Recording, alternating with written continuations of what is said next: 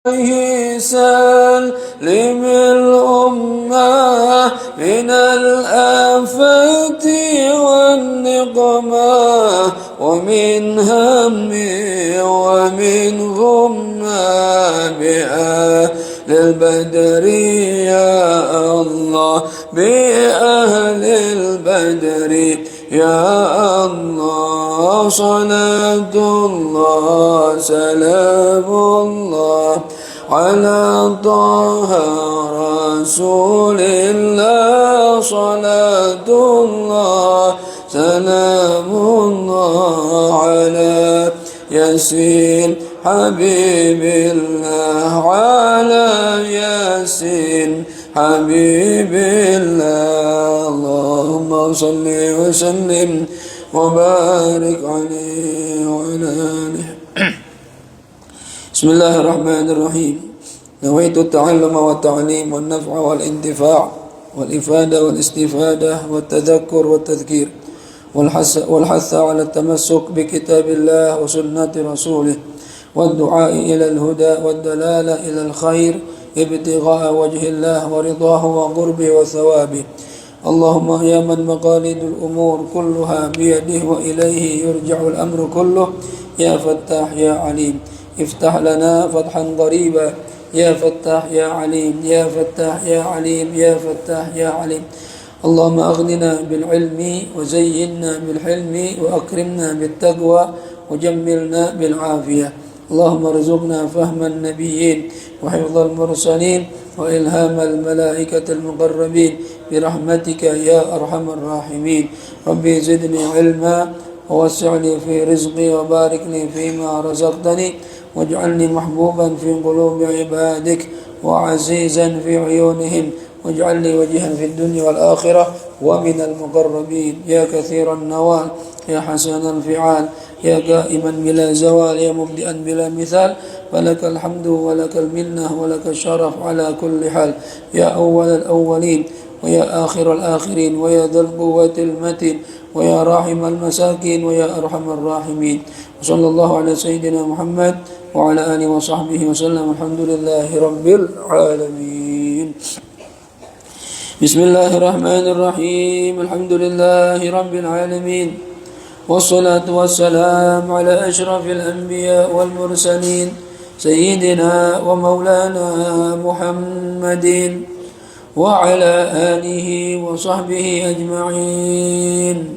سبحانك لا علم لنا إلا ما علمتنا إنك أنت العليم الحكيم. رب اشرح لي صدري ويسر لي أمري واحلل عقدة من لساني يفقه قولي. أما بعد. Para hadirin segenap jamaah Majlis Ilmu Masjid Jami' Nurul Yaqin yang dirahmati Allah Subhanahu wa taala. Wabil khusus yang kita hormati, kita cintai, kita muliakan guru kita Sayyidul Walid Ayahanda Kiai Haji Ghazali Musannif, mata'ana Allah bituli hayatih wa nafa'ana Allah bi'ulumi fid dini wad dunya wal akhirah. Kita doakan mudah-mudahan beliau diberikan panjang umur dalam sehat afiat, diangkat penyakitnya oleh Allah Subhanahu wa taala, dimudahkan semua urusannya, dimurahkan rezekinya, dikabulkan segala hajat-hajatnya dan manfaat ilmunya. Amin ya rabbal alamin. Hadirin wal hadirat yang dirahmati Allah Subhanahu wa taala, alhamdulillah pagi ini kita sudah mengerjakan kewajiban kita salat subuh berjamaah, sudah mau meluangkan waktu untuk mencari ilmu agama. Mudah-mudahan pulang dari tempat ini kita pulang membawa ilmu yang bermanfaat. Amin ya rabbal alamin. Kajian kita pada pagi ini masih dalam kajian fikih munakahat. Kita terakhir membahas tentang hukum akikah. Ya, kita lanjutkan pembahasan mengenai akikah. Di sini terakhir pembahasan kita adalah pendapat Imam Abdullah bin Abbas yang mengatakan cukup dalam berkurban mengalirkan darah hewan kurban walaupun dari seekor ayam atau angsa. Ini pendapat Imam Abdullah bin Abbas. Ya, bahkan Imam Al-Midani yang mengatakan guru kami memerintahkan ya untuk orang-orang miskin agar mengikuti pendapat Imam Ibnu Abbas agar dapat keberkahan berkurban di hari raya Idul Adha gitu ya. Yang kalau nggak punya duit udah beli ayam potong gitu ya, apa-apa tuh daripada nggak korban ya. Nah begitu juga dikiaskan, ya Imam Midani mengkiaskan hukum akikah dengan hukum kurban. Jadi kalau di kurban ada pendapat boleh kurban dengan seekor ayam atau angsa, maka di akikah pun begitu. Ya, kalau orang miskin nggak mampu beli kambing, ya udah beli ayam, laki 2 ekor, perempuan 1 ekor, gitu. Disembelih dengan niat akikah, dengan niat mengikuti pendapat Imam Abdullah bin Abbas. Abdullah bin Abbas ini sahabat baginda Rasulullah SAW, dan beliau ini termasuk sahabat yang waktu Nabi berdakwah beliau masih kecil. Ya, Abbas itu kan pamannya Nabi. Abbas bin Abdul Muttalib, ya, paman Nabi. Berarti Abdullah bin Abbas sama Nabi sepupuan, gitu ya. Jadi dari kecil dia udah ikut kajian Nabi, ya, belajar dari Nabi, bahkan didoain sama Nabi biar jadi orang yang faqih dalam agama, ya, dan bisa mentakwil atau mentafsir ilmu Al-Qur'an. Jadi ahli tafsir, ya. Ini Abdullah bin Abbas punya pendapat sendiri masalah ini. Silahkan kalau mau taklid nggak apa-apa, ya. Ya kalau ayam berapa sih seekor? Taruh 50.000 ada ya. Ayam negeri ya, 50.000. Ya udah. Kalau emang miskin, nggak punya duit, ya, untuk beli kambing nggak mampu, ya, mau korban besok nih, mau Idul Adha, nggak mampu beli kambing, nggak mampu adil sapi, atau mau akikah nggak mampu, silahkan taklid mazhab Imam Ibnu Abbas, silahkan aja, ya. Jangan sampai nggak korban sama sekali Idul Adha, cuma korban perasaan doang, ya. Oh itu gak korban, ya korban perasaan Ustaz gak punya duit, ya kalau nggak punya duit banget ya udah nggak apa-apa. Ini kalau masih punya duit korban, walaupun seekor ayam, ya nggak masalah. Cuma nanti jadi permasalahan lagi, begitu kita orang susah nih korban, ya nggak mampu beli kambing, beli ayam kan. Kita potong, mau dibagiin, kita paling miskin. Ya udah kita lagi makan lagi. Paling miskin kita di kampung, ya mau bagi orang nanya nih apa nih korban? Oh korban ayam. jadi masalah gitu. Ya buat keluarganya aja udah kalau gitu, ya. Walaupun boleh ikut pendapat mazhab Imam Ibnu Abbas daripada nggak ada ibadah mengalirkan darah. Kata Rasulullah gitu, tidak ada ibadah yang paling Allah cintai di hari Idul Adha melainkan mengalirkan darah hewan kurban. Maka pendapat Imam Abbas yang penting ada ngalirin darah, gitu ya. Kalau nggak mampu kambing, apa kayak ayam kayak gitu, kata beliau gitu. Baik, lanjutin. Bismillahirrahmanirrahim. Faidatun. Qala fil Majmu', berkata pengarang kitab Majmu' Imam Nawawi ini, ya. Imam Nawawi beda sama Syekh Nawawi, ya. Syekh Nawawi itu Al-Bantani. Imam Nawawi, ya, dari kota Nawah. Ini ulama besar mazhab Syafi'i. Walaupun sama-sama orang mulia, ya, tapi levelnya berbeda. Ya, Imam Nawawi ini jauh umurnya di atas, masanya di atas Syekh Nawawi. Lau dzabaha, kata Imam Nawawi, apabila seseorang menyembelih baqaratan seekor sapi, au badanatan atau seekor unta, an sab'ati auladin, untuk 7 orang anak. Nah, jadi ada anak bayi 7 orang nih. Ya, kan biasanya atau misalnya 7 bayi perempuan misalnya. 7 bayi perempuan diakikahkan dengan 1 ekor sapi atau 1 ekor unta, kan sapi untuk 7 orang, unta juga untuk 7 orang, ya boleh enggak gitu? Awistaraka, atau bergabung, ya, bersama-sama fiha dalam 1 ekor tadi, baik sapi maupun unta, jama'atun, beberapa orang, jaza, maka hukumnya boleh. Misalnya saya, Taufan, Naufal, Yadi, Mang Alek, ya, Haji Malik, Bang Maman, punya anak masing-masing. Barengan lahir tuh anak kita, cewek semua. Akhirnya ngobrol gitu, ente mau akikah ya? Gabung aja, gabung yuk. Gabung gimana? Beli sapi, ya. Udah, ya, untuk 7 orang anak. Boleh gak begitu? Jaza boleh. Ya. Baik anak itu anak yang berbeda-beda dari orang tua yang berbeda-beda, ataupun lahir kembar 7 misalnya. Kembar 7 misalnya. Ya, boleh gak? Boleh. Ya, enggak masalah. Digabungin boleh. Sawaun aradu kulluhumul aqiqata, sama saja, ya, apabila mereka semuanya menginginkan untuk akikah semuanya, au ba'duhumul aqiqah, atau sebagian niat akikah, wa ba'duhumul lahm, sebagian niat ya motong biasa aja, pengen makan daging sapi, boleh enggak masalah. Salah saya sama Taufan lahir anak laki-laki 2. Ya, berarti kan udah 4 bagian tuh, ya. Sisa 3. Terus saya sama Taufan bilang, "Fan, kita beli sapi aja, Fan ya. Kita akikah bareng-bareng kita. Terus 3-nya buat siapa? Yadi nanya. Ya, mau nggak andil sapi? Buat teman. Akikah, saya mau akikah, saya nggak akikah. Jadi, ya buat makan aja ya. Ya, buat dimakan. Ya boleh dah, buat makan aja.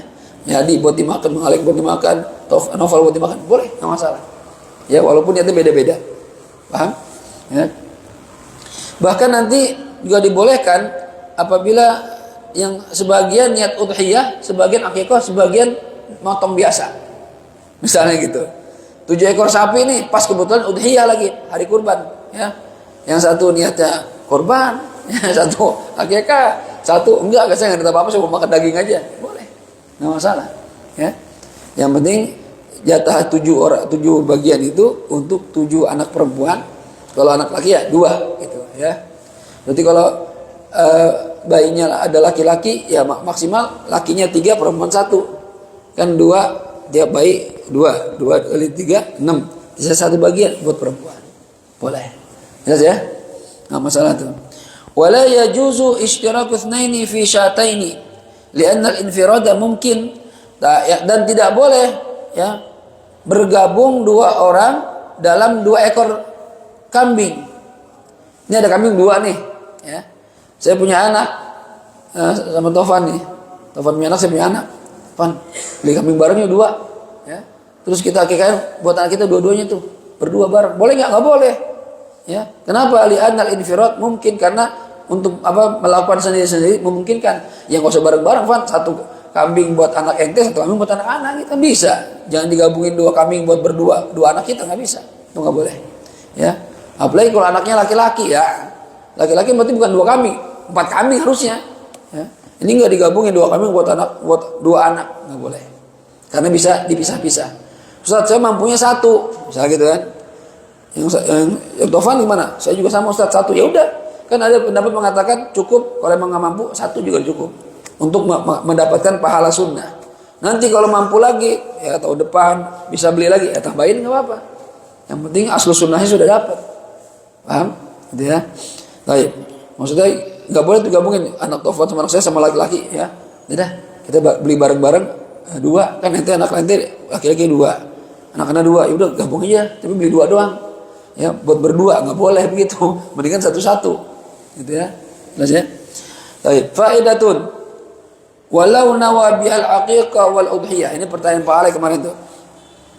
Apabila orang niat dengan kambing itu al-aqiqah wal udhiyah, niat aqiqah juga, udhiyah juga, digabungin, gitu ya. Ini kalau pertanyaan gini, Ustaz, boleh nggak? Saya belum pernah aqiqah. Oke. Terus sekarang lagi Idul Adha, saya mau korban, ya, saya mau korban. Kalau pertanyaannya, boleh nggak digabungin? Kalau digabungin, ini ulama khilaf. Kalau digabungkan niat akikah dengan udhiyah, hasala indal Imam Ramli radhiyallahu anhu. Kata Imam Ramli, hasil dua-duanya, sah dua-duanya. Ya, misalnya nanti kambing 2, ya, sekalian diniatin tuh, ini buat akikah saya plus udhiyah saya, korban saya. Ya, boleh nggak? Kata Imam Romli, boleh, dan dapat pahala dua-duanya, akikah dan udhiyah. Paham? Tapi waqala al-Imam Ahmad bin Hajar radhiyallahu anhu, Imam Ahmad bin Hajar, ya, berkata, lam tahsul wahidatun minhuma. Tidak ada yang hasil 1 pun dari keduanya, nggak ada.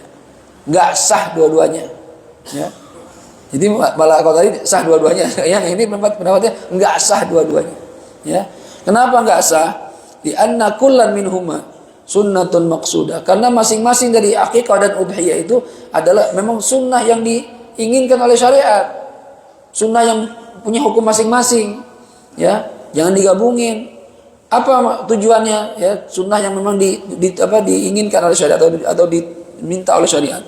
Wal qasdu bil udhiyah ad-diyafatul 'ammah. Tujuan dari udhiyah atau kurban adalah ad-diyafatul 'ammah, ya. Diyafah itu jamuan untuk umum, untuk orang banyak, ya. Wabil aqiqah, yang dan tujuan dari aqiqah ad-diyafatul khassah, jamuan khusus. Itu.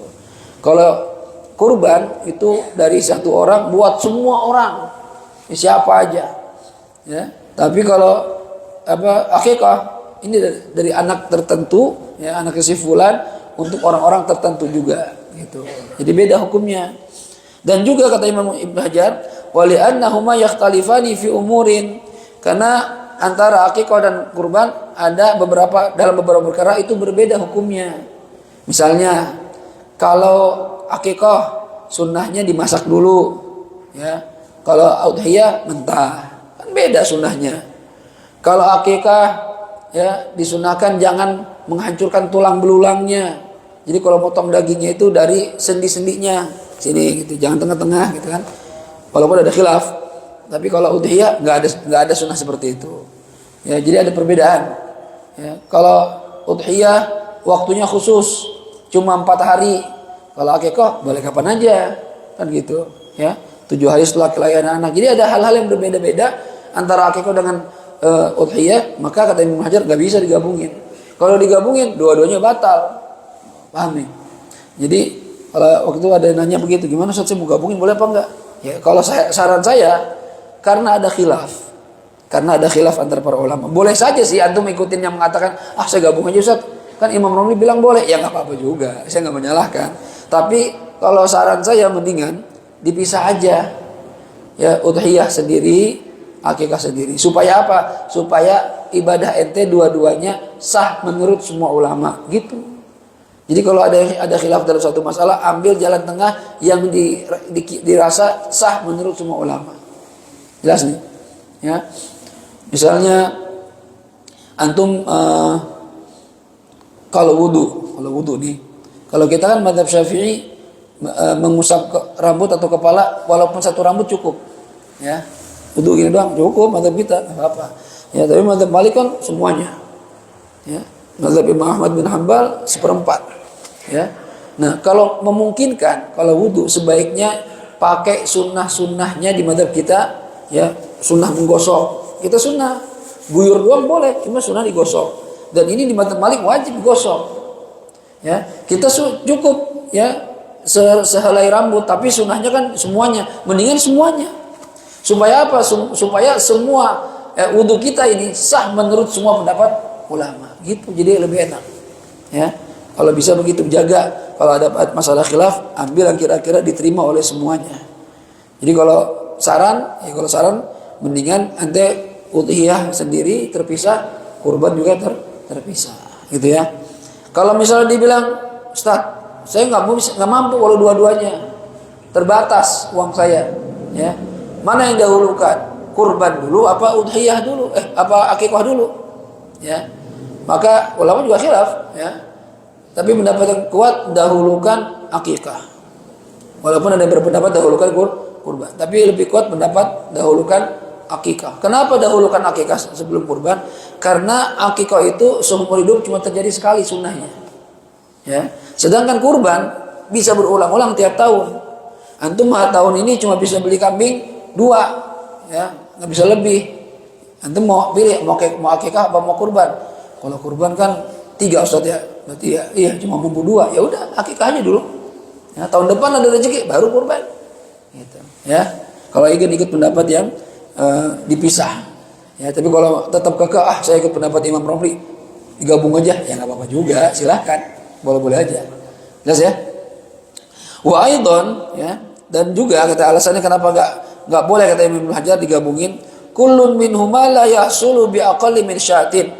Masing-masing dari akikah dan kurban, ya, tidak bisa hasil, tidak sah dengan kurang dari seekor kambing. Ya, kurang dari seekor kambing kan nggak sah.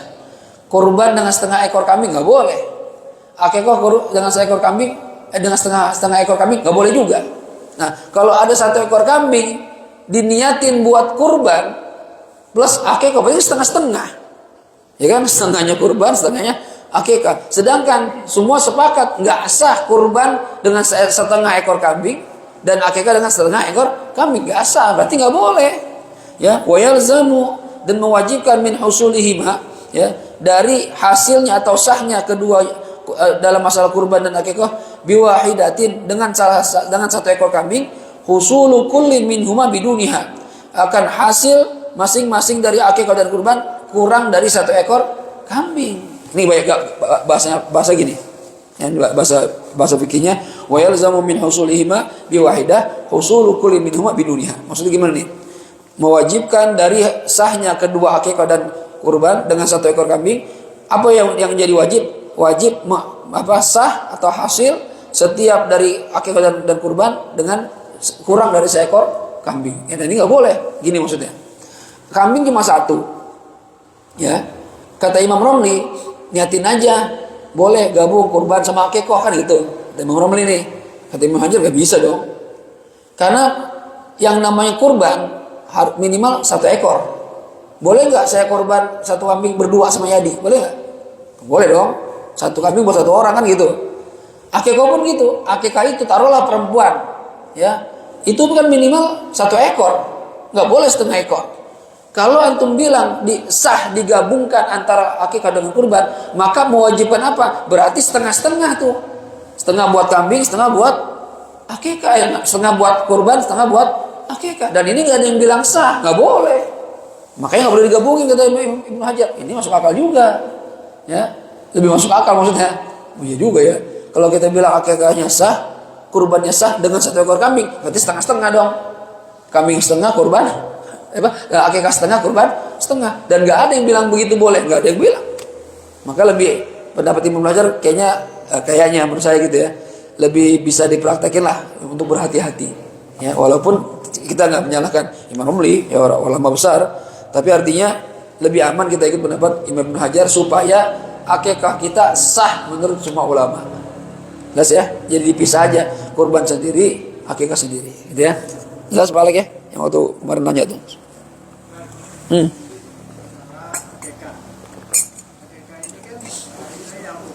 Ya. Ya. Ada yang kagak kupang itu boleh akikah. Boleh apa enggak? Baik. Ya.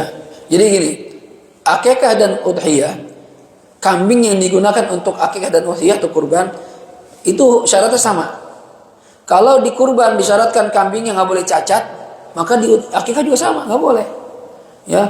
Atau ya akikah di kurban disyaratkan kambingnya nggak boleh kurus banget, di akikah juga sama. Di kurban nggak disyaratkan kambingnya nggak boleh buta, nggak boleh pincang. Akikah juga sama. Termasuk kupak. Di kurban kambingnya sudah kupak, akikah pun sama sudah kupak. Maka kalau seandainya ada orang mengakikahkan dirinya dengan kambing yang belum kupak, maka akikahnya nggak sah. Kalau nggak sah berarti diulang lagi gitu. Makanya saya sering ngingetin teman-teman yang ingin menggunakan jasa akikah. Kan macam-macam sekarang tuh iklannya banyak banget tuh. Cukup 1,2 juta Anda sudah bisa akikah. Kan? 1,2 juta sudah bisa akikah. Kalau beli kambingnya doang potong, oke lah, masih oke. Mungkin ada yang jual murah misalnya. Cuma ini udah paket, udah dibikin makanan di box, kasih nasi, ada satenya, ada gulainya kan gitu. Ya, berapa box misalnya? 50 box apa 100 box? Antum ikut hitungan juga. Berapa harga Pak Haji dah yang biasa sama jual beli kambing? Kambing kupak nih yang nggak usah yang mahal-mahal, yang standar biasa aja. Itu kalau sudah kupak minimal harga berapa paling murah? Oh, 3 jutaan. Ya, ini kayak kata yang ahli kambing nih.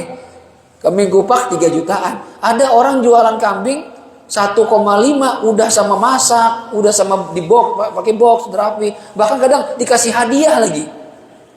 Juga bayangin dah. Itu kambing apa itu? Ya, saya kalau yang jasa-jasa begitu rada ngeri. Ya.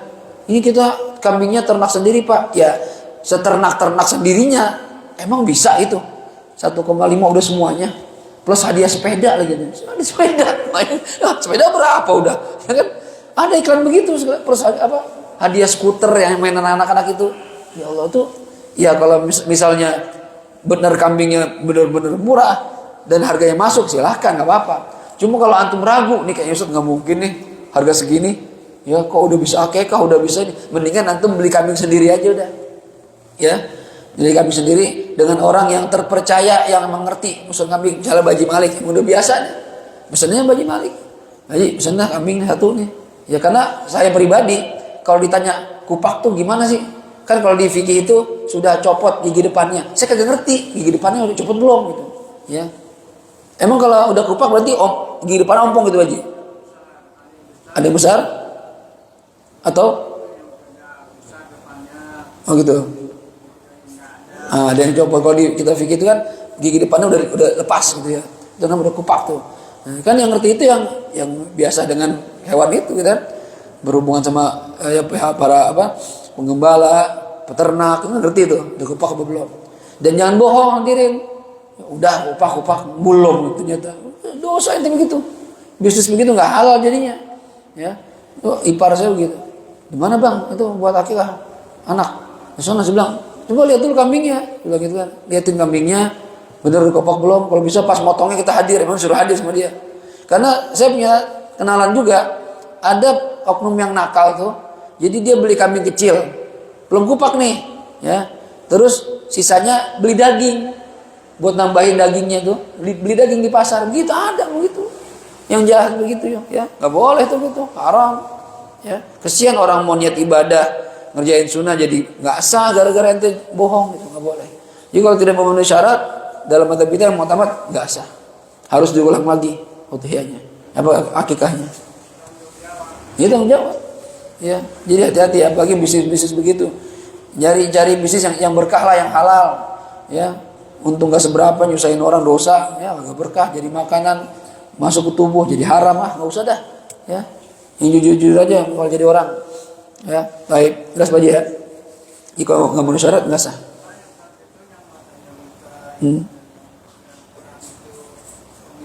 Dipotong aja gitu dah. Iya, benar itu benar. Itu syaratnya hewan udhiyah. Itu pun berlaku di hewan akikah sama. Nggak ada bedanya. Ya. Tapi kalau bertanya, Ustaz boleh nggak kalau betina? Nah, kalau betina masih boleh. Yang penting memenuhi syarat. Memang yang afdal itu hewannya itu jantan. Tapi kalau ada betina boleh nggak masalah. Bahasa kita majir namanya, kambing majir ya itu. Iya itu boleh masih boleh. Yang penting sehat, yang memenuhi syarat lah gitu, nggak apa-apa ya. Walaupun lebih afdal memang jantan. Faidatun ta'addudul aqiqah bi ta'addudil aulad. Ya. Akikah itu berbilang sesuai dengan bilangan anak-anak. Jadi kalau anaknya perempuan 3, ya kambingnya 3 gitu. Oh anaknya kembar laki perempuan, berarti kambingnya 3. Kembar laki, dua-duanya laki-laki, kambingnya 4 gitu ya. Jadi bilangan akikah itu sesuai dengan bilangan jumlah anak. Fala yakfi, maka tidak cukup anhum dari semua anak aqiqatun wahidah, satu akikah saja, nggak bisa. Ya, Ustaz, nih dulu anak saya yang pertama saya belum sempat akikah, nggak punya duit. Ya, lahir anak kedua nggak punya duit juga Ustaz. Lahir anak ketiga, saya baru punya duit nih Ustaz. Oke, ya. Jadi 3 anak nih Ustaz saya mau akikah. Ya, anaknya cowok cewek. Anak saya cowok semua. Ya, jadi saya mau beli kambing 2. Kok 2? Ya saya niatin buat 3-3-nya sekalian. Boleh nggak begitu? Layak fi. Gak cukup satu akikah untuk orang anak yang lebih dari 1. Jadi harus yang boleh itu tiap anak 1 akikah. Anaknya 3, iya. Laki semua, iya. Berarti 6 kambing. Gitu. Oh enggak Ustaz, anak saya 2, cowok cewek. Berarti 3 kambing. Gitu. Gak boleh. Udah, gabungnya semuanya dah. 2 kambing rame-rame. Gak bisa. Layak fi, gak cukup. Ya. Wa hadza mabniun ala qauli Imam Ibnu Hajar. Ini pendapat ini yang bilang enggak cukup ya dibangun dari pendapat Imam Ibnu Hajar. Kan tadi Ibnu Hajar bilang begitu, enggak boleh gabungin akikah sama kurban. Ini juga sama. Enggak boleh menggabungkan beberapa akikah dengan 1 kambing, enggak boleh. Kan masing-masing ada hitungannya, gitu ya. Annahu bahwasanya law arada bisyah al-wahidah. Kalau menghendaki dari seekor kambing al-udhiyah wal aqiqah lam yakfi, enggak cukup. Ini kan jelas ya. Yang tadi saya terangkan, Imam Ibnu Hajar bilang 1 kambing buat akikah dan kurban nggak boleh. Begitu juga 1 kambing buat beberapa akikah nggak boleh juga, nggak boleh. Ya. Lakin alladzi sharraha bil Imam Ramli annahu yafi. Ini dalam masalah beda lagi. Imam Ramli bilang nggak apa-apa. Imam Ramli 1 kambing buat beberapa anak boleh. Imam Ramli ada beda pendapatnya. Ente punya anak perempuan kembar kayak saya kemarin, anak perempuan saya kembar 2, ya. Udah kalau ikut pendapat Imam Romli, beli aja kambing 1, niatin buat dua-duanya, kata Imam Romli boleh, ya. Nah, ini kalau kita ikut pendapat Imam Romli, rada irit, lumayan ya. Nggak apa-apa ya. Saat saya kalau beli kambing 2 nggak punya Ustaz, cuma cukup 1, anak saya kembar, gimana ya? Taklid mazhab pendapat Imam Romli. Boleh masalah. Cuma kalau ingin lebih hati-hati, ikut pendapat Imam Ibnu Hajar. Masing-masing anak dengan masing-masing akikah. Gitu ya. Wa alaihi fatakfi aqiqatun wahidah anil aulad bi tariqatil aulad. Nah, kalau Imam Romli bilang akikah sama kurban boleh 1 kambing digabung, maka begitu juga cukuplah 1 akikah untuk beberapa anak ya, dengan cara yang seperti tadi digabungin niatnya. Paham nih? Ya, jadi ada khilaf dalam masalah ini. Baik. Kemudian sunanun muta'alliqah bidzabhil aqiqah. Sunnah-sunnah yang berhubungan dengan menyembelih hewan akikah. 1, apa aja sunnahnya? Yusannu an la yuksara minha azmun. Disunnahkan agar tidak mematahkan tulang dari daging dari hewan akikah. Ya, jangan dihancurin tulangnya. Bal yuqta'u ya. Bal yuqta'u kullu azmin min mafsalih. Tapi caranya katanya bal yuqta'a, nyambungnya ke an. Bal yuqta'a kullu azmin min mafsalih. Tapi hendaklah dia memutus tiap tulang sesuai dengan sendinya. Ini kayak gini nih, kan ini ada sendinya nih. Ya, di sini tuh mafsal, tempat pisah tulang. Nah, kalau akikah sunnahnya katanya motongnya jangan di tengah-tengah tulang. Tapi bagian sendi, blek gitu ya. Dan ini kalau motong lebih gampang biasanya tuh. Ya. Kalau memisahkan antara lengan atas, lengan bawah itu kan di bagian sininya. Karena kalau yang ngerti, yang udah biasa motong daging atau kambing itu atau sapi, dia tahu tuh dikorek-korek doang, diputus uratnya doang, udah selesai. Nggak perlu pakai ngancurin pakai kampak, ya. Karena di tiap sendi itu kan ada urat yang menghubungkan. Itu urat aja diputusin, cepat. Kalau yang ngerti. Kalau kita gak ngerti bingung juga mana ini cara motongnya. Kita hancur-hancurin juga kalau kita. Tapi kalau orang yang ngerti enggak. Jadi tulang itu enggak ada yang hancur, cuma dipotong uratnya doang. Gitu ya, yang enggak menghubungkan antara lengan atas dengan bawah. Gitu ya. Sunnahnya begitu. Kenapa demikian? Tafa'ulan bisalamati a'dha'il maulud. Berharap katanya agar anggota tubuh anak yang lahir ini akan selamat. Supaya nanti anaknya juga tulang-tulangnya selamat, nggak ada yang patah-patah gitu, ya. Wa qad ruwiya, dan telah diriwayatkan dari Nabi kita Muhammad sallallahu alaihi wasallam satu hadis, qala Nabi bersabda, tafa'alu bil khair tajiduh, kata Nabi. Berharaplah kalian dengan kebaikan, maka kalian akan mendapatkannya gitu. Jadi kalau kita ada niat yang baik, kata Nabi, ya berharap saja, nanti insyaallah akan kalian dapatkan. Ya, misalnya kayak nama anak, masih nama anak yang bagus. Ya, misalnya antum ngasih nama anak Muhammad, kayak kakek Nabi ngasih namanya cucunya Muhammad. Apa harapannya? Biar jadi anak yang terpuji di dunia dan di langit, di bumi dan di langit, dan dikabulkan sama Allah. Gitu ya. Jadi kan itu tafaulan, harapan yang baik, kata Nabi. Beri harapan yang baik, maka kalian akan mendapatkannya. Ya, kasih nama anak jangan asal-asalan. Dikasih nama anak misalnya Arnold, ya. Muhammad Arnold. Ini Arnold apa? Itu Ustaz yang bintang film Arnold Schwarzenegger. Biar anak saya ntar jadi binaragawan. Iya sih, ya kan? Badannya gede, keker, ya. Kayak pemain film Arnold ya. Ya terserah masing-masing dengan niatnya. Ya bisa jadi ntar Anda dapatkan kata Nabi. Cuma kalau tafaulan dengan tokoh yang tidak Islami ya, janganlah. Ya, punya anak namanya siapa misalnya? Hah? Siapa itu? ya kadang orang gitu ya, ngasih nama anak dengan nama artis, gitu kan ya, terkenal kan. Misalnya ya, siapa? Bob Marley, anaknya Bob Marley, ya. Biar apa? Biar jadi ini musisi kayak Bob Marley. ya itu orang tuanya berarti gak Islami lah pikirannya. Kasih nama anak yang bagus-bagus. Ya. Dan kalau bisa nama-nama orang-orang Islam, tokoh-tokoh Islam. Abdullah, saya memberi nama anak saya Abdullah itu tafaulan satu dengan bapaknya Nabi, orang soleh, ya, punya anak baik. Tafaulan dengan Sahibur Ratib Al-Haddad, Abdullah bin Ala bin Haddad, biar jadi orang alim. Tafaulan dengan Muassis Rubat Tarib, Abdullah bin Umar Syautiri, yang disebut dengan Syekhul Islam. Itu kan namanya doa tuh, ya, doa. Ya, jadi ngasih nama tuh ada niatnya, apa maksudnya gitu. Jangan asal-asalan gitu, ya. Nama itu kan doa. Dan Nabi menyuruh gitu, berharaplah yang baik, maka kamu akan dapatkan harapan kamu itu. Tafa'alu bil khair tajidu, kata Nabi. Wa an Abi Hurairah, dan diriwayatkan oleh Abi Hurairah radhiyallahu anhu, qala, dia bersabda, kana Nabi, ada siapa Nabi Muhammad sallallahu alaihi wasallam, yu'jibuhul fa'lu wal hasan wa yakrahu tiyarah. Nabi itu menyukai harapan yang baik, dan Nabi enggak suka sama mitos yang tidak baik.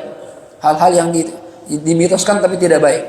Jadi Nabi itu senang ya kalau ada sesuatu, ini kenapa begini? Oh biar begini Nabi. Itu kan harapan yang bagus. Itu boleh kalau hal-hal yang baik, ya. Tapi Nabi nggak suka tiarah. Tiarah itu kalau orang kita bilang mitos. Mitos yang tidak baik. Ya. Ente jangan keluar hari Rebo ya. Gitu. Yang ke rumah hari Rebo, kenapa hari Rebo? Wah, hari Rebo itu hari naas. Ya, diajarin yang aneh-aneh gitu kan, ada orang-orang kita zaman-zaman dulu atau yang ikut kejawen ya, berhubungan sama primbon dia. Ente wetonnya apa? Saya Kamis Pahing. Wah, ente kalau nikah sama cewek yang Rebo Legi jangan. Emang apa? Ya, itu buat anak saya. Itu berarti ngincer anaknya, ngincer cewek kita juga dong gitu. Ya, enggak, dia ada hitung-hitungan tuh. Ya, ada hitung-hitungan. Kalau hitung-hitungan yang bagus ikutin, kalau nggak bagus nggak usah. Ya, beda sama istikharah. Istikharah itu minta petunjuk langsung sama Allah. Cuma kalau primbon itu ada aja. Saya pernah nganter orang mau pindah rumah, orang Jawa nih. Ya, saya nggak ngomongin Jawanya, maksudnya kepercayaan dia gitu ya. Tapi Islam, orang Islam. Nah, pindahlah dia dari satu rumah ke rumah lain di daerah Depok. Saya diminta ngikut. Mas Kiai ngikut ya? Ya, ikut. Saya anterin ya. Begitu nyampe wilayah dekat rumahnya, dia belok dulu ke rumah saudaranya. Dia ada saudara tinggal di dekat daerah situ. Terus berhenti, parkir. Di sini Pak rumahnya? Bukan Ustaz, bukan di sini. Ya. Terus kita ngapain di sini? Belum jamnya Ustaz. Belum jamnya. Ntar kalau udah jam 4 itu boleh masuk. Oh gitu. Kalau belum jam 4 nggak boleh Ustaz. Ntar rumah jadi nggak bagus rumahnya. Oh gitu. Itu kata siapa sebenarnya? Kata orang tua di Jawa begitu. Aduh. Daripada ribut sih. Oh iya saya nunggu aja dah. Ya udah nunggu biarin dah. Ya. Ada keyakinan begitu. Padahal nggak ada bedanya mau jam 4 mau jam 3 masuk aja udah. Baca salam baca doa selesai. Ribut banget. Ya. Jadi ribut sendiri kita jadinya. Gak boleh inilah gak boleh itulah. Alah ya. Kalau di agama ada larangan silahkan. Ya. Tapi kalau di agama nggak ada larangan, ya nggak usah terlalu diikutin amat. Gitu ya. Bahkan kadang kita dengan percaya hal-hal begitu jadi kejadian. Ya, ente jangan keluar hari Rebo. Ntar itu hari naas ente. Ente percaya lagi. Terus keluar tabrakan. Akhirnya tuh bener kan? Tabrakan gitu digituin sama orang. Ya, jadi yang gitu-gitu nggak usah dah. Kalau nggak ada dasar syariatnya, kita nggak usah terlalu percaya. Ya, cuma kalau nggak ada pertentangan sama syariat, ya nggak apa-apa juga. Tapi jangan terlalu percaya juga ya mitos-mitos begitu. Contoh, ya, saya waktu anak lahir, yang pertama tuh, mertua saya perempuan bilang, Fit, taruh sapu lidi di atas palanya. Gitu. Dan itu saya belum pernah dapat tuh. Saya mikir sapu lidi, ya. Saya nanya, emang kenapa mah? Ya kata orang tua dulu, biar dijaga nggak kena godaan jin. Oh, taruh sapu lidi ya, gitu kan? Saya mikir-mikir, di syariat ada nggak ya? Kalau seandainya ada dalil hadis atau kalam ulama misalnya, ya oke lah. Ya. Cuma saya belum pernah nemu. Karena belum pernah nemu, saya rada ngeyel. Ya. Saya nggak taruh sapu lidi dan belum beli lagi sapu lidi kecil gitu kan, belum beli lagi. Ya, saya taruh Quran, saya ganti Quran di atas kepala anak saya. Ya, besoknya mertua masuk lagi kamar lihat, Fit, kok nggak ditaruh sapu lidi? Gitu kan. Saya bilang nggak punya mah, ini aja nih, Hafid ganti, Fit taruh Quran. Kayak jin lebih takut sama Quran dibanding sapu lidi gitu. Ya saya pakai logika gitu kan. Susah kalau bilang ustaz gitu kan. Ya akhirnya ada kesel dia, kata istri, udah bang ikutin aja nggak apa, ya tinggal taruh doang, taruh doang nih, bisa taruh juga. Ada Quran ada sapu lidi, jadi makin kuat tuh, nggak kena jin. Ya jadi yang begitu gitu orang tua kadang, ya kalau ada dasar syariat nggak apa-apa. Cuma kalau nggak ada dasar syariat, ya daripada ribut sama orang tua, ikutin tapi jangan diyakinin. Gitu. Ikutin aja tapi nggak usah diyakinin. jangan nifit ya. Pakein apa namanya bangle kata dia, sama apa gitu ya, sama gunting kecil ya. Atau pisau kecil, pisau lipat. Waduh, ada-ada aja nih macam-macam tuh ya, dipenelitikan tuh bangle, katanya jin gak demen bau bangle, jadi gak bakal godain anak kita ya. Wallah alam dah, ya pakein aja dah, nggak ada dosanya juga pakein bangle kan, nggak masalah, ikutin aja, tapi jangan diyakinin gitu. Kamu kalau makan, ada anak perempuan nih kata ayahnya, harus bersih. Kalau nggak bersih nanti punya suami berewokan. Ini kalau di Indonesia mungkin oke lah, masih masuk ya. Tapi kalau di Arab berarti semua anak cewek Arab nggak ada yang makan bersih tuh. Laki berewokan semua. Emang pada berewokan. Di kita jarang yang berewokan. Itu kan mitos namanya itu. Ya. Makan jangan di depan pintu. Gitu ya. Apa pamali kata dia, pamali. Ya sebenarnya bukan pamali, gimana? Ya ganggu orang lewat, kan ribet lagi makan suruh pinggir dong, pinggir kan sih ya gitu. Itu cuma ngajarin adab, cuma dikait-kaitan dengan hal-hal yang mistis. Itu sebenarnya nggak bagus, itu namanya tiarah ya. Mempercayai mitos-mitos yang nggak ada hubungan sama syariat, itu Nabi nggak senang begitu ya, nggak suka. Jelas ya? Taib. Fa'in kasarahu lam yukrah. Nah, bagaimana kalau tulangnya dihancurin juga, dicacat? Apakah makruh? Nggak makruh. Bal huwa khilaful aula. Tapi hukumnya khilaful aula. Apa khilaful aula? Meninggalkan hal yang lebih utama. Lebih utama itu jangan dihancurin tulangnya. Tapi kalau dihancurin ya nggak makruh juga, gitu ya. Cuma kurang utama saja, gitu ya. Wa anil Imam Ja'far ibn Muhammad, dari Imam Ja'far bin Muhammad, an abi, ya, dari ayahnya radhiyallahu anhu, semoga Allah meridhai beliau, ya. Mereka berdua, anna Nabi, sesungguhnya Nabi Muhammad sallallahu alaihi wasallam qala, pernah bersabda, fil aqiqah, dalam masalah aqiqah, allati aqatha, yang mana aqiqah ini ya, aqiqahnya yang dikerjakan oleh Sayyidatuna Fatimah anil Hasan wal Husain. Ya, jadi waktu Siti Fatimah punya anak Sayyidina Hasan dan Husain, diakikahkan ya, alaihi wassalam, kata Nabi, an yab'atsu ilal qabilah minha birijli.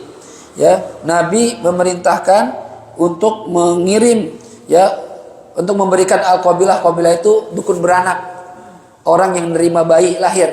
Kalau kita dukun beranak gitu ya, untuk mengirim kepada dukun beranak minha, dari akikah tadi, birijlin, dengan bagian kaki. Ya. Kata Nabi, wa kulu wa at'imu wa la tuksiru minha azman. Makanlah, ya, nikmati, dan jangan kamu pecahkan tulangnya. Nah, jadi Nabi pernah bilang begitu. Kasih itu yang dukun beranaknya bagian paha, bagian kaki, ya. Bilang sama dia, makan, masak, nikmatin, tapi jangan pecahkan tulangnya. Nah, Nabi pernah bilang begitu, jangan pecahkan tulangnya. Berarti ada larangan untuk memecahkan tulang, walaupun tidak haram, tidak. Ya, dan tidak makruh juga, tapi khilaful aula, gitu ya. Wakila, ada pendapat kedua, al-afdal kasuhar, malah kebalikan. Pendapat kedua bilang yang lebih afdal itu dihancurin. Qala al-Habib Abdurrahman bin Muhammad al-Masyhur, telah berkata Habib Abdurrahman bin Muhammad al-Masyhur radhiyallahu anhu, semoga Allah meridai beliau, fi kitabih, dalam kitab beliau, Bughyatul Mustarsyidin, yang berjudul Bughyatul Mustarsyidin. Ini Habib Abdurrahman bin Muhammad ini adalah orang pertama yang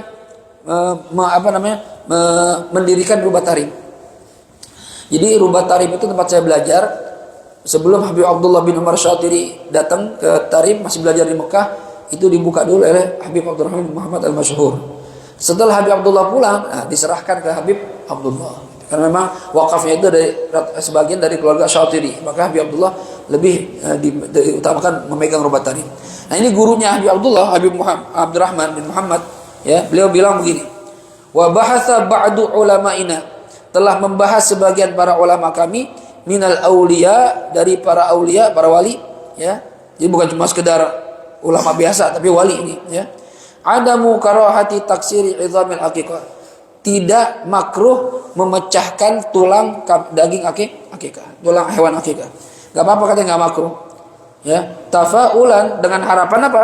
Bi annal maulud, bahwasannya anak ini yaksiru idhamu ahli syirki wal bid'ah, akan menghancurkan, ya, tulang-tulang orang-orang yang berbuat syirik dan ahli bid'ah. Harapannya gitu. Kenapa dan dipecahin tulangnya supaya di anak kalau gede bisa memecahkan orang-orang yang tukang syirik dan tukang bid'ah. Ya, tafawulannya begitu harapannya. Waqila, dan ada juga yang mengatakan kenapa boleh dihancurin tulangnya? Li ajli an yaksira qalbuh, supaya hatinya hancur, remuk. Maksudnya gimana kok hatinya hancur atau remuk? Fala yadkhuluhu kibrun wala ujubun, sehingga tidak bisa masuk di hatinya sifat sombong dan sifat ujub. Kita kan disunahkan inkisarul qalb, menghancurkan hati. Maksudnya menghancurkan hati, tanamkan di hati kita ini kita orang yang hina, orang yang rendah, orang yang lebih jelek dibanding orang lain gitu, supaya nggak sombong. Nah, kalau tulang-tulang dihancurkan, harapannya hatinya pun hancur. Hancur itu bukan berarti dia putus asa, bukan, tapi nggak punya rasa sombong, nggak punya rasa kagum sama diri sendiri, sehingga jadi selamat hatinya. Itu kata sebagian ulama. Sampai sini jelas? Jelas ya? Nah, ada tu badati tarim Hadramaut fil aqiqah. Kebiasaan orang tarim di Hadramaut dalam akikah. Al-aqiqah, akikah itu wahiyah, yaitu dzabhu ghanamin, menyembelih kambing yaumas sabi' di hari ketujuh lil maulud untuk seorang anak. In kana dzakaron, kalau laki-laki la tuksarul 'idham, tulangnya enggak dihancurin. Kalau laki-laki ini ada orang tarim ya. Wa in kana untha, kalau bayinya perempuan, tuksaru 'idhamu dzalikar ras minal ghanam, dihancurkan tulang kepala dari kambing tersebut. Tulang kepalanya doang dihancurin. Kenapa? Wala'alla dzalika, bisa jadi hal demikian itu tafaulan, dengan harapan. Laki-laki kalau bayi laki-laki tulang kambingnya nggak dihancurin, apa harapannya? Bil quwwah, harapan agar anak ini menjadi anak yang kuat. Ya, tulangnya kuat, jadi anak tubuhnya kuat. Kalau perempuan, kenapa kepala kambingnya dihancurkan? Dan bagi perempuan walil untha bit tawadhu wal khumul, harapannya perempuan itu akan menjadi orang yang tawadhu. Biasanya perempuan keras kepala, nah, kepala kambing dihancurin biar gak keras kepala gitu. Harapannya begitu. Wal khumul, khumul itu senang menyendiri, ya, nggak demen menampilkan diri. Sekarang ini masya Allah akhir zaman, apalagi dengan adanya internet, perempuan dari penjuru dunia mana aja, ya, belahan bumi mana aja bisa menampilkan dirinya, joget-joget, ya, ketawa-ketawa, masya Allah. Kadang kita ngelihat yang di internet tuh perempuan udah gak ada malunya, hadirin, ya, menunjukkan bodinya, menunjukkan dadanya, pantatnya, nggak ada malunya. Apalagi mereka bukan muslim.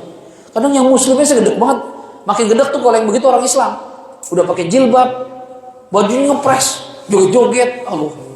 Kita kan jadi pengen, ya, haram ini, kacau, ya, jadi tergoda kita jadinya tuh, ya, yang tadi udah cukup sama istri kita di rumah, gara-gara ada video-video gitu, mikir apa nambah, ya, gitu kan, ya, kacau banget, kan bahaya nih, kalau kita nggak kuat-kuat nih, ya, jadi hati-hati dah tuh, ya, perempuan sebaiknya lebih baik di rumah aja.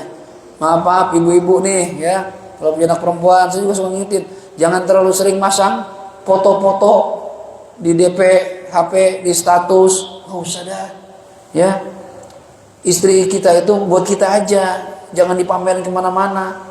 Saya aja dulu pernah pasang DP, ya, foto di WA saya itu foto keluarga, lagi lebaran kan pakai baju lebaran bagus rapi, saya foto rame-rame itu saya taruh di DP WA saya, kan kita biasa gitu, ya. Itu diprotes sama teman saya di Tarim itu, kan dia ngeliat juga di WA, Afwan Abdul Hafid, ini Aila tuh, ini keluarganya semua, iya. Oh, masya Allah anaknya 4, 5 gitu kan, istri. Cuma anak kalau bisa saran, kata dia gitu, maaf ya, tolong jangan dilihatin dah wajah istri ente sama anak-anak ente, aib gitu. Diingetin begitu tuh. Itu buat ente aja gitu. Jangan liatin ke orang-orang. Anak, oh makasih jazakallahu khairan gitu. Akhirnya sekarang ada foto DP-nya diganti, ada doang sendiri. Kata anak saya, Abi narsis nih gitu. Abi doang sendiri, bukan masalah Abi doang. Ada yang protes. Tuh. Ya kalau antum pasang foto mungkin gak ada protes, ada diprotes sama teman tuh. Akhirnya bukan protes, malah dikritik, diingetin, bagus malah anak bersyukur ya teman begitu. Oh iya juga ya. Gitu ya. Istri kita cakep-cakep, anak kita cakep-cakep, diliatin orang, aib gitu ya. Jangan. Ya, perempuan lebih bagus menutup diri. Ya, kalau mau foto-foto, emang perempuan jujur aja rata-rata hobi foto. Bener dah. Ya, antum kalau jalan sama istri, apalagi anak saya perempuan, apa jadi foto? Ya, ya. Di foto dulu, foto gitu. Berdua, ntar rame-rame, ntar ada makanan foto aja Bang. Ya anak saya kalau mau makan nih ya misalnya pesan makanan udah jadi nih makanan udah keluar kita mau makan tunggu foto dulu foto ya kan diposting aduh mah ngapain sih diposting ntar orang lihat nggak enak gitu kan orang pengen makan ini dia nggak mampu gitu ya nggak usah dah buat pribadi aja lah ya buat konsumsi pribadi jangan menyebar-nyebar foto apalagi perempuan ya. Baik itu sementara itu dulu. Jadi sunnah pertama masalah tidak boleh menghancurkan tulang hewan yang diakikahkan ya walaupun khilaf ada yang bilang nggak masalah ya. Nah, jadi masalah sudah dibahas tadi ya. Yang berikutnya an yatasaddaq bihi matbukhan insyaallah kita bahas di kajian berikutnya. Ada pertanyaan? Ya, Nova.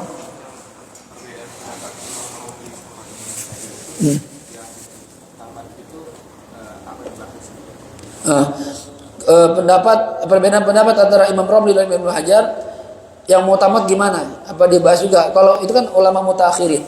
Ya, ulama mutaakhirin itu dua-duanya itu kubunya kuat, Imam Romli kuat, Imam Ibnu Hajar kuat. Jadi kalau para ulama kita ya kayak misalnya ulama Hadramaut lebih mengedepankan pendapat Imam Ibnu Hajar.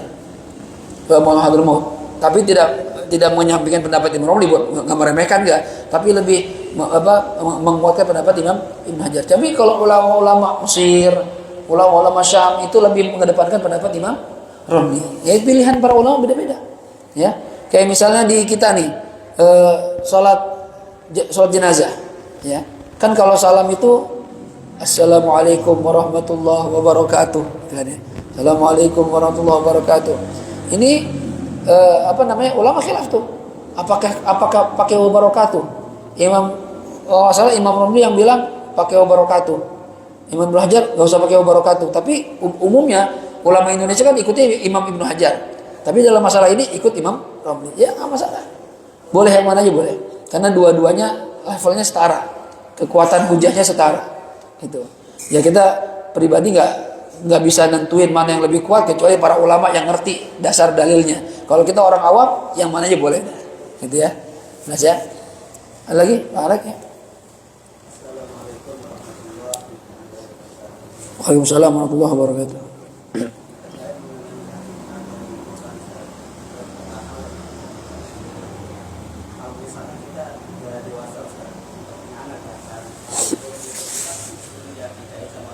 Ya.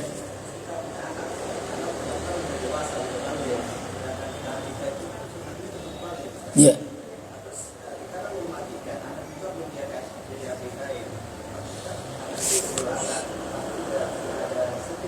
Ya.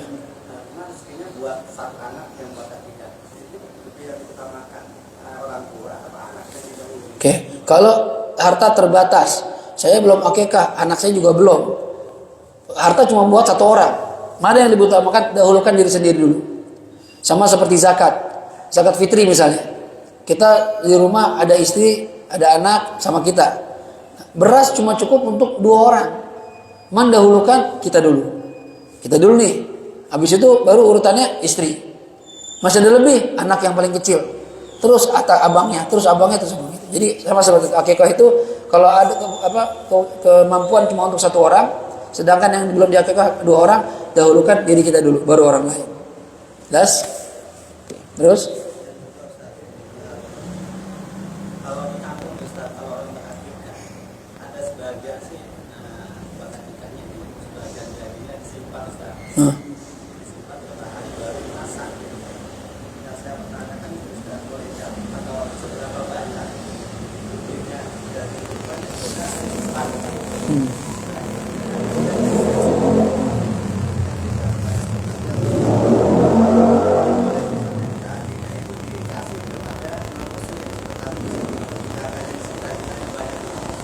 Ya.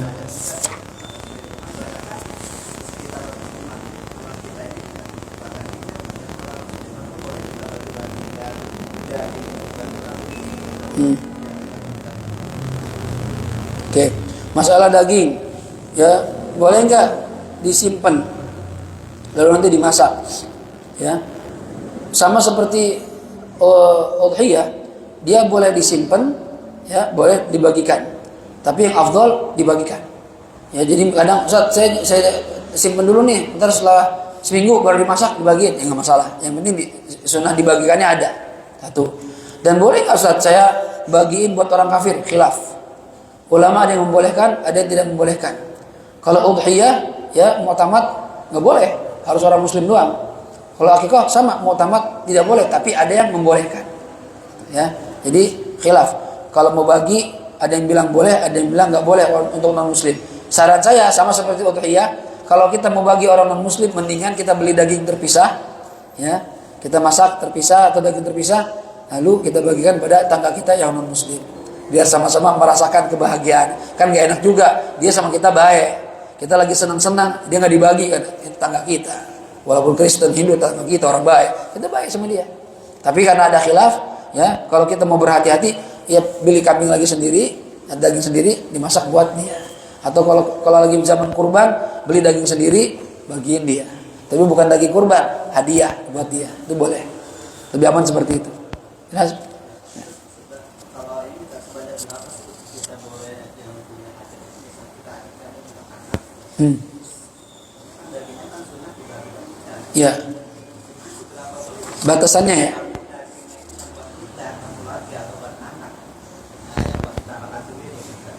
Baik. Kalau ya, berapa banyak daging yang boleh kita makan gitu kan ya? Ntar saya coba lihat nih, saya belum yakin nih. Kalau di udhiyah, di kurban, itu kan sunnahnya itu kita ikut makan daging hewan kurban kita, walaupun sedikit, misalnya banyak, ya. Tapi seandainya kita mau mendapat lebih banyak, boleh juga. Yang penting ada yang disedekahkan untuk fakir miskin. Jadi misalnya kita motong kambing nih, kita ngasih satu orang aja, ya 3 kilo, sekilo misalnya, cukup udah sebenarnya itu, udah gugur, udah dapat sunnahnya. Tapi yang afdal nggak begitu. Kalau ingin kalau kurban ya, kalau ingin makan, ingin ngasih hadiah, maka dibagi 3 kata Rasulullah. Sepertiga buat keluarga kita, sepertiga buat hadiah, buat orang kaya. Misalnya ada tetangga orang kaya, bagi juga nggak apa-apa.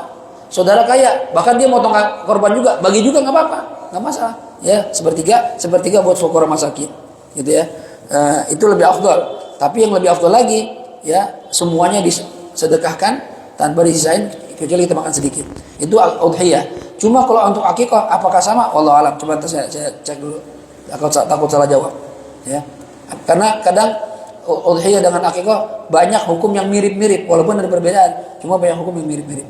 Gitu, ya. Lagi?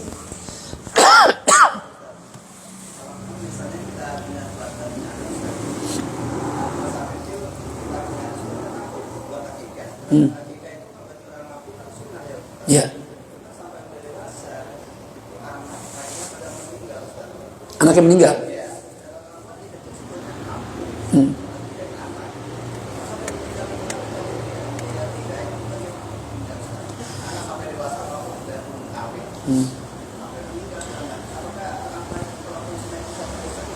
Ya, kalau orang tua mampu untuk akikahkan anaknya, cuma sampai anaknya dewasa bahkan sampai meninggal nggak diakikahin juga.